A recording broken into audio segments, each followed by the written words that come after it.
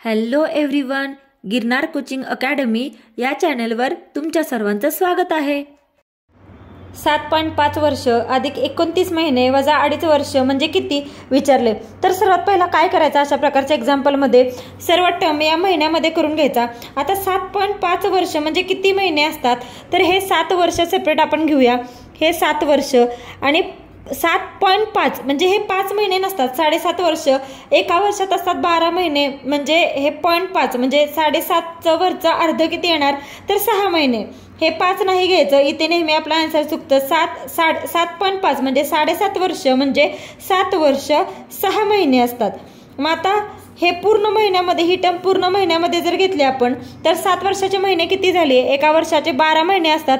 मग 7 वर्षाचे 7 गुणिले 12 अधिक हे 6 एवढे टोटल महिने येणार। म्हणजे 7 गुणिले 12 84 अधिक 6 म्हणजे 90, म्हणजे 7.5 वर्षाचे महिने किती झाले, 90। म्हणजे आपल्याला ही पहिली टर्म भेटली, 90 महिने झाले। सेम हे 29 महिने आहेत। आता 2.5 वर्षाचे महिने काढू।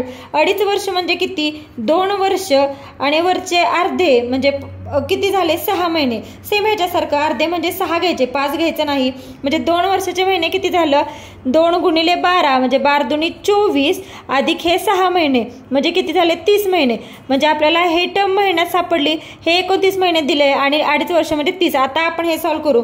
7.5 वर्ष म्हणजे किती महिने, 90 महिने अधिक हे 29 महिने वजा 2.5 वर्ष म्हणजे किती, 30। आता हे सॉल्व्ह करायचं आपण टर्म, म्हणजे याचं उत्तर काय येणार, 90 अधिक 29 येतं 119 वजा 30 म्हणजे किती, तर 89 महिने।